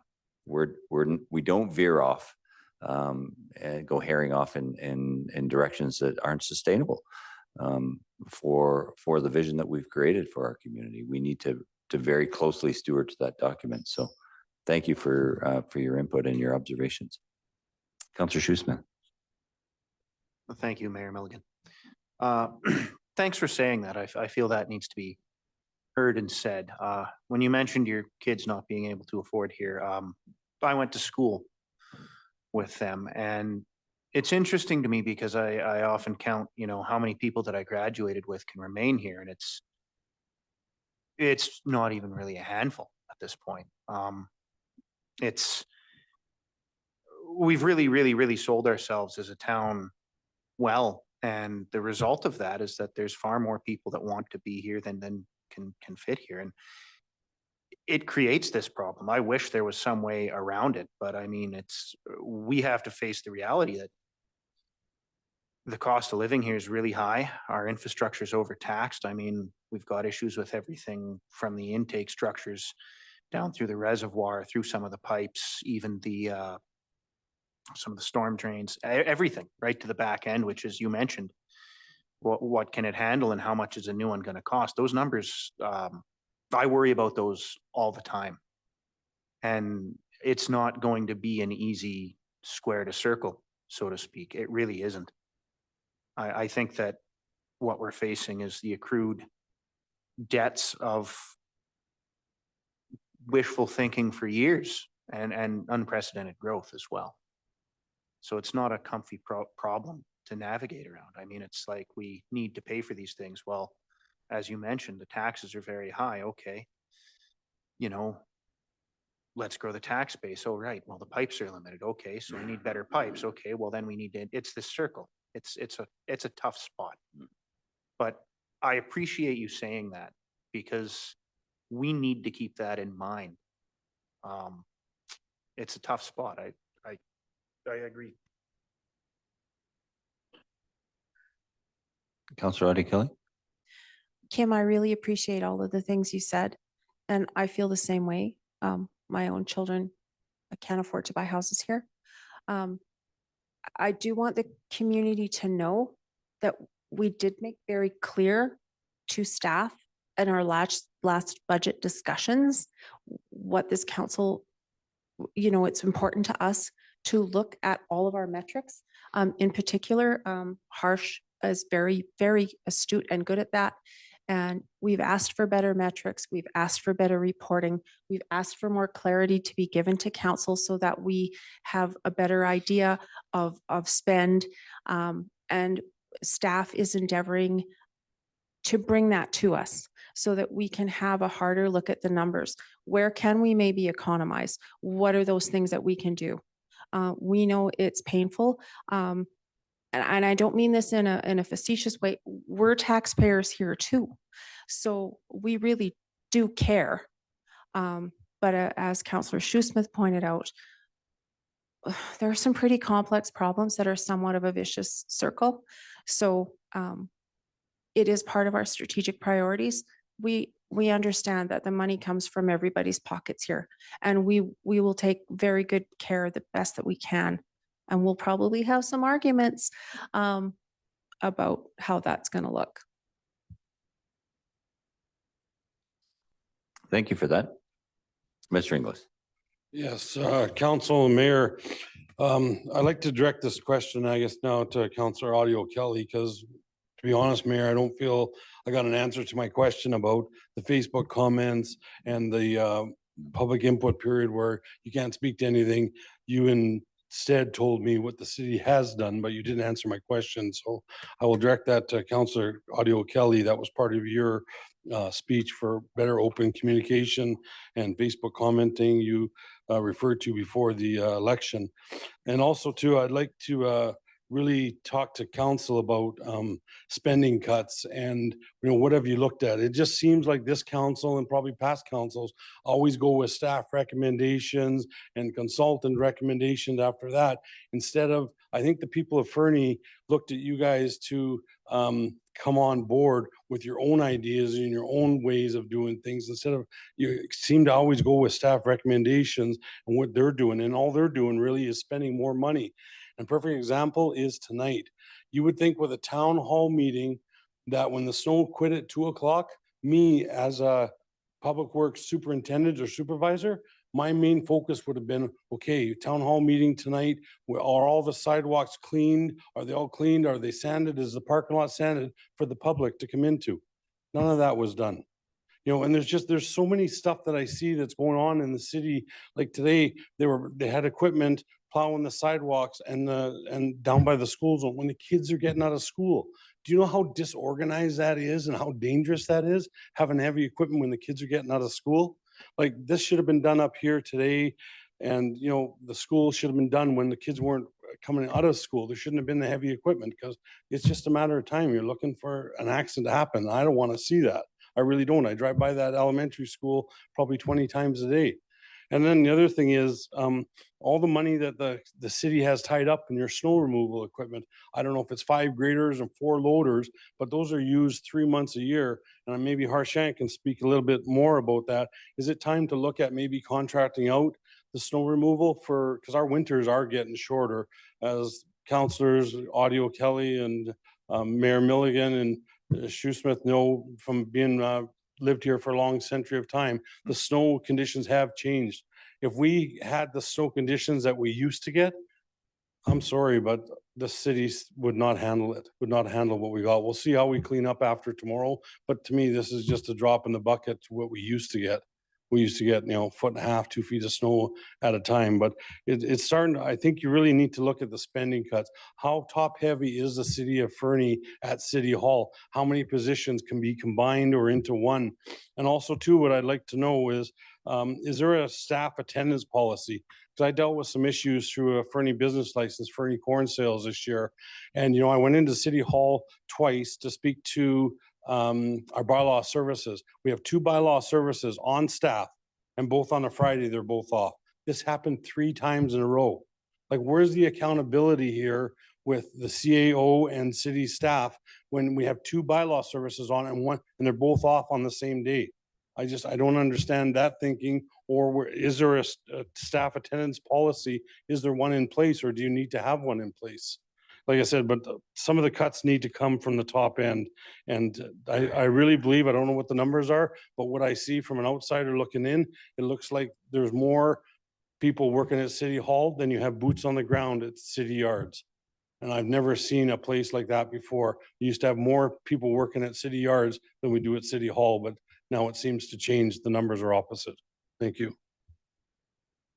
Councillor Audio Kelly, do you want to take the initial question? Thanks, Mr. Inglis, for your questions. Yes, I personally was in favor of turning Facebook commenting on, and I'm going to be really upfront about that. I was. However, as mentioned earlier, we do have some different ways of thinking on council, and we came to a conclusion together that wouldn't happen. One of the reasons being, if we were to turn Facebook commenting on, we actually do not have the resources to respond to all those comments. And we're not in a position to spend the money to acquire the resources to do that. Public input period, we have retained public input period, but it has been maintained as to items on the agenda.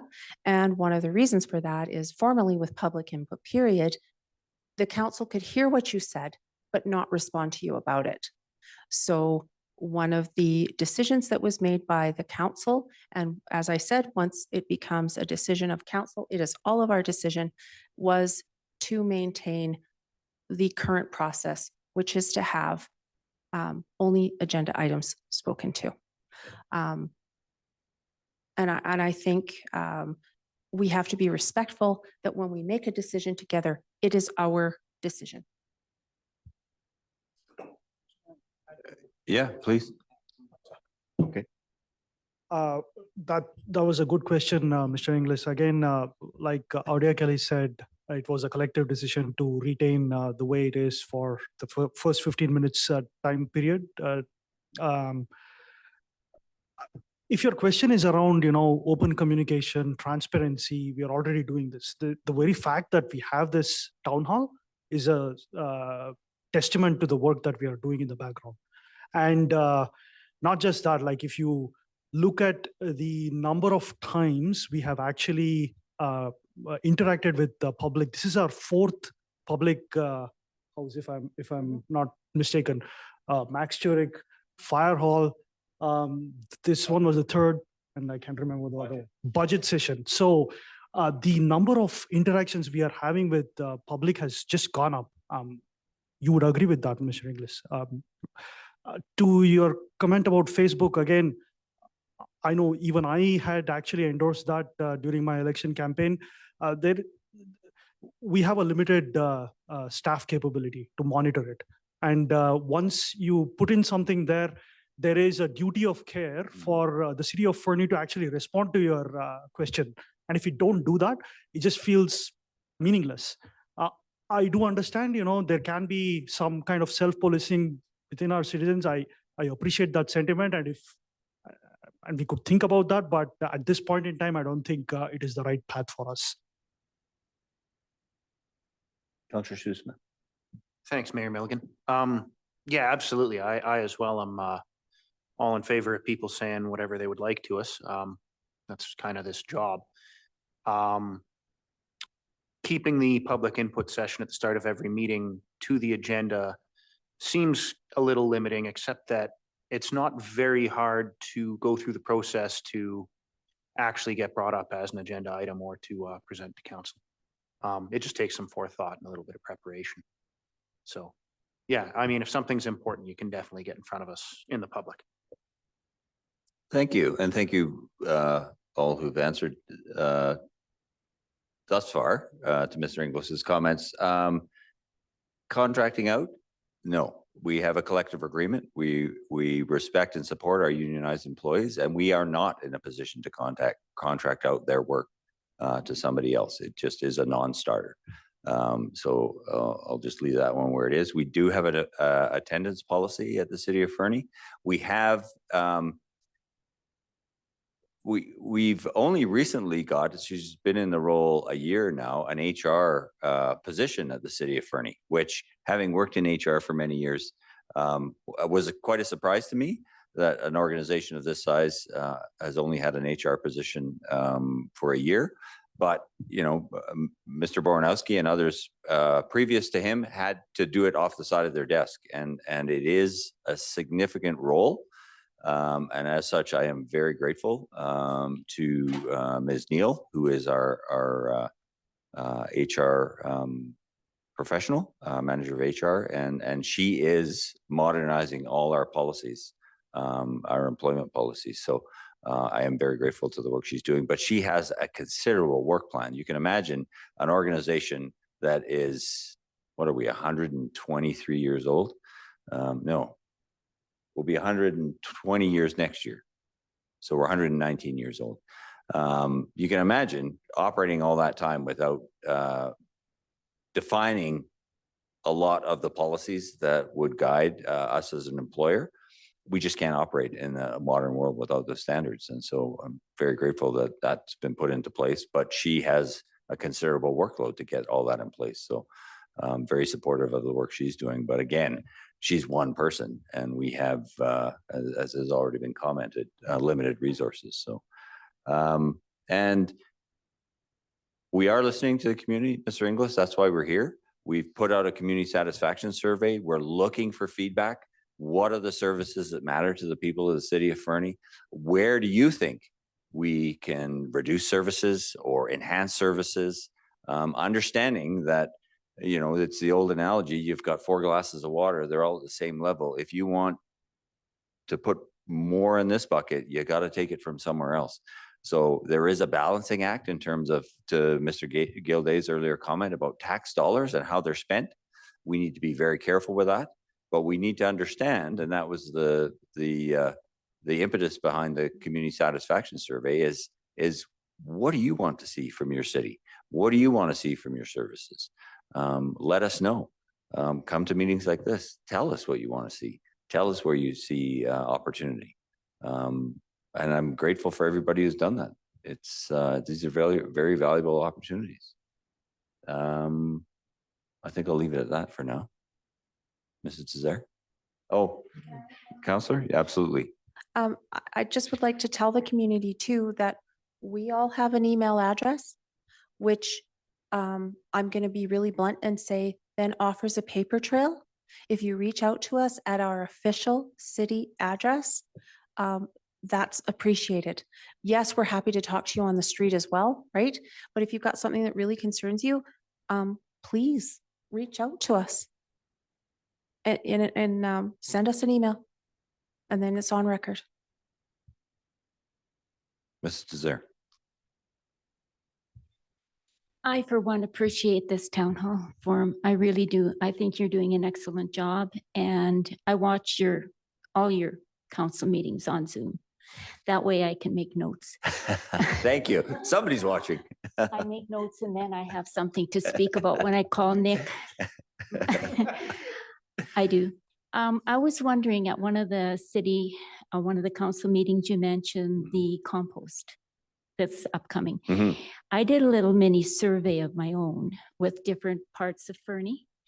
And I asked my own customer survey, satisfaction survey, how they would feel about having an extra composting bin in their yard. A lot of people don't have room for it. So I was wondering, did you do a little survey to find out different areas like the downtown area? A lot of those properties don't have room for the extra composting bin. And that was a big jump in dollar values from 383 to 683 that you were talking about increasing, when you chose a different kind of bin. So I was wondering, did you do a survey to find out, did people want them? Did you roll it out in a certain area first and get feedback? Is that going to be done, or how is that going to be handled? Well, thank you for the question. As I understand it, so the city of Fernie currently is not advancing. So let me contextualize this a little bit. It's not us that is advancing the regional organics program. It's the regional district of East Kootenay. So they're putting facilities in at Sparwood, for example, will have one. We won't have one here. But the goal is for all of us to reduce food waste that then in turn goes into our regional landfill. Our regional landfill for the Elk Valley is near Cranbrook, is to reduce that food waste such that we're not taking up space that would that those organics could otherwise be used for other things. So if they went to the organics bin, they're turned into compost. What the end result of that, I'm not 100% sure. Val, I confess where that's going to go, whether it's going to be made available to homeowners or whether it's going to be used for reclamation projects or whatever that is. But that represents an opportunity for us as well in Fernie to reduce that waste stream from our community, so that we could then send our organics through the same system and have it be a useful product at the end versus taking up a whole bunch of space in the landfill that we will then collectively as taxpayers have to pay for because we will run out of space sooner. And the question about bins, so we didn't do a survey in the community, so I appreciate the question. Typically, we would provide bins to everyone who has a bin for waste now. And I appreciate even now, some people don't have room for those bins that they already have. There's no obligation if you get a bin that you have to use a bin. And the spending increase, so what we did was we asked the challenge, of course. So we've investigated other communities where organics are collected, and there are different models. There's the curbside model, or there's a centralized model. The centralized model is better from a wildlife interaction management perspective. You have a centralized bin, and say we have one in the annex, and everybody has to take their organic waste there. The challenge with that all these other communities have realized is the uptake there is quite small because people are reluctant they're less reluctant to put it in a bin they have in their house than they are to take it 2 blocks to put it in a centralized bin. So it kind of defeats the purpose of diverting that waste out of the landfill. So the question we asked was, could we get more funding for bear resistant bins versus animal resistant bins? And we've seen, and this is no secret, we've seen with our animal resistant bins, the bears have very quickly figured out how to work them. In fact, I'm not proud of this. I have a storage container for my garbage that a bear disassembled in the middle of the night, literally took it up like it's locked, pulled the doors off, laid the whole thing open, took the bin out, and I watched it turn the handle to open the bin with its mouth. It was covered in slobber afterwards. It was quite something to see. So we don't want to add to the problem. So we wanted to look at the cost differential between an animal resistant bin, which is our current garbage can, or a bear resistant bin for organics, so that a bear, they're meant to be bear resistant for an hour. So if you hear a bear outside, you got an hour to scare it off, I guess is the reasoning. But it's a complex problem. And just at our last council meeting, we had a letter from a concerned citizen who referenced a regional carnivore conflict committee that is being set up at the high level. So all these things, I had committed to bring a notice of motion forward at our next council meeting that we would endorse that committee, a local committee, to work with bylaw to analyze our carnivore conflict issues. And that will in turn feed into our waste management planning. So it feels a little bit, we're a bit behind in that conversation, but we're trying to harmonize to understand what we're seeing on the ground with bears interacting with garbage, what the options are for the future, because we have to consider all those things, not just animal interactions, but waste diversion and how we collectively protect the taxpayer from increased costs, because the landfill fills up 10 years ahead of time and ahead of when it's supposed to, because all the organics are going there. So it's a fairly nuanced and complex problem. But with, to Councillor Audia Kelly's earlier comment about community committees, endorsing these sort of formal input mechanisms from the community will help inform our decision making, so we can plan out further for complex problems like this. So we have an answer ahead of time. We can do the research before we make a decision. So that's I appreciate the question, though. It's one that's kept me up at night, not least because the bears taking apart my garbage container. Yeah, please. I'm not sure if my memory's faulty, and I don't want to commit to how many years ago it was, but I believe I filled out a survey from the RDEK that asked us about our opinions about organics collection. That went to everybody. Maybe Councillor McIsaac would remember the dates better than I. And also I want to say that, and again, I'm really sorry, you guys, but time flies by. We had in my neighborhood, which is the airport for locals, but Mount View for, if we really want to call it that name, we had a pilot that the city ran in our neighborhood that was extremely popular. And I still have my little green bin, but it was super popular. And I've had neighbors comment to me, remember how much our garbage was reduced. And it was very much so. So going back in time, sorry, can't give you the exact frame. You think about 8 years, Kim? If that's helpful. The RDEK website might have some info on that. I know it has been discussed at the RDK table, but it hasn't really gone back in time to talk about where it was before. It's really just where it is now and how it's moving ahead. Yeah. So I appreciate there was some experience with it though, and people liked it. That's awesome.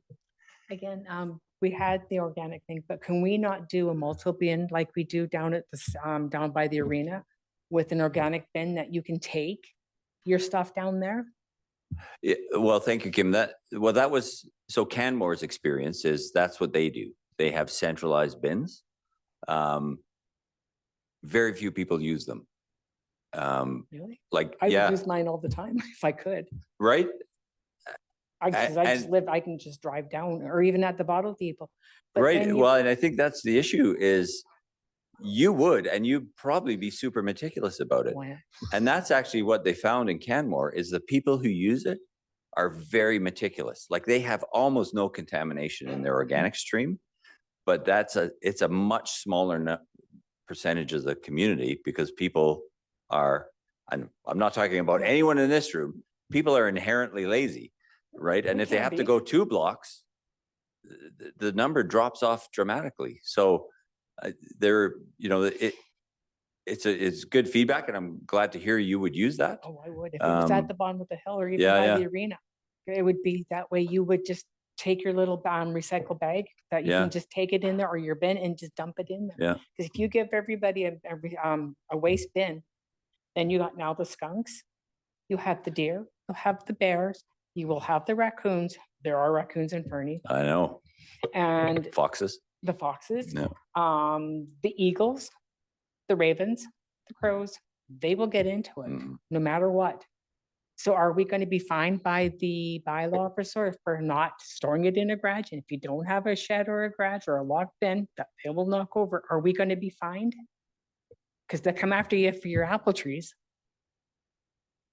Well, and these are all very valid questions. Absolutely. And those are all things that will receive consideration Another as we thing is move the toward this. survey. You say a lot of people have got them. Nobody that I know has ever got one in the mail or nothing. Oh, really? And I've tried to get on the website tonight and it refused to let me in, telling me I was not a valid site. The one that was in the paper said it was not a valid site I could not get into to get the code. It says you have to enter this to that one site, they will send you a code. It kept telling me it was an invalid site. And a lot of our seniors that don't have computers, are not computer savvy, how are they going to fill that site out, So I mean, you guys got to start thinking. Elderly people are not computer savvy, and they'll just give up and say, "Who cares? I'm not going to do it." Yeah, I understand. Yeah. And again, thank you for this. This community, this is what it used to be. This is very, very helpful to people that can Zoom, if they can't Zoom, or just come down and say what they want to say and not being, oh my God, I can't say it. But thank you again for holding this. Oh, thank you, Kim. And thank you for all your input. It's been very valuable. Mr. Cox, I see you're standing up. Are you bolting for the door? Or did you want to speak? Because we've got 2 minutes. Well, I appreciate the fact, Your Worship, I do want to speak.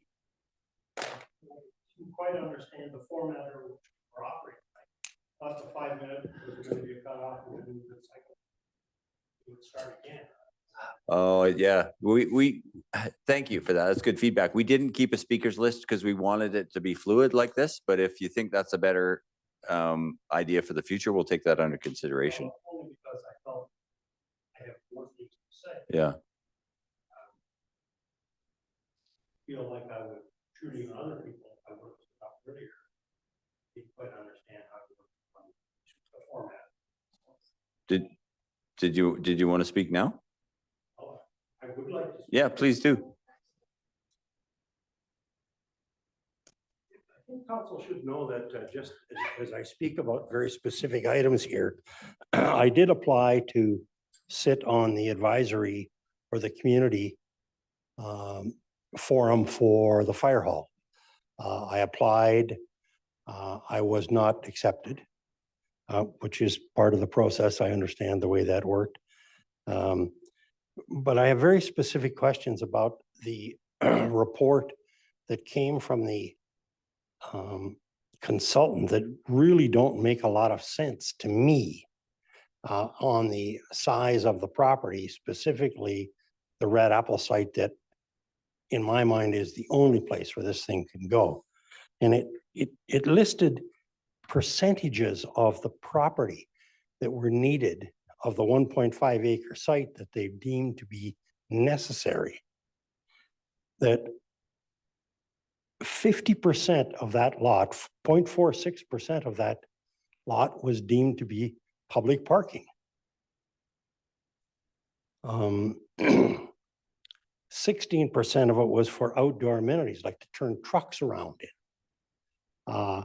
We back on 6th Avenue at that site. We can go around in a circle and come right off of 6th Avenue and right into the back of the fire hall. Some of these things just didn't make any sense to me as I looked at them. And I didn't have an opportunity to bring it up again at this group meeting because I wasn't part of it. So when this public forum came apart, I felt really important.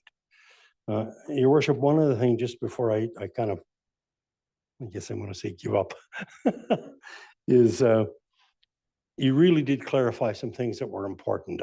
I was very keen on the public-private partnership that really made some sense to me longer term, affected everybody in this room, where the costs per year would be distributed rather than over a very short or shorter tax period. But the initial size of this fire hall can go up. And if we needed to have a place to hang hoses or racks, I'm sure, which is part of this whole detail process, that could be happening at the public works yard. There's a bunch of things that just don't make sense, guys. And I really think you need to look at the very specifics of what these guys have brought forward, because to need half of the site or 46% of the site for public parking, and no, we can have a site way smaller than 1.5 acres, and the Red Apple site is the right site. Thank you, guys. Thank you, Mr. Cox. Appreciate your perspective as always. And respecting everybody's time, we are now 1 minute past 9, and we set 9 as our closing. I do want to say thank you, everybody, for coming, and thank you for the passion and ideas you've brought forward. This has been incredibly valuable. It's our first. We want to repeat it. We've heard some feedback as to how it could work better in the future. If you have ideas, don't hesitate to reach out. Val, I know you'll give me a call if you have some thoughts. So please provide us with your feedback. We're very grateful that you've made the effort and you've stuck with us through this evening. And we'll do it again. And so thank you very much for your time.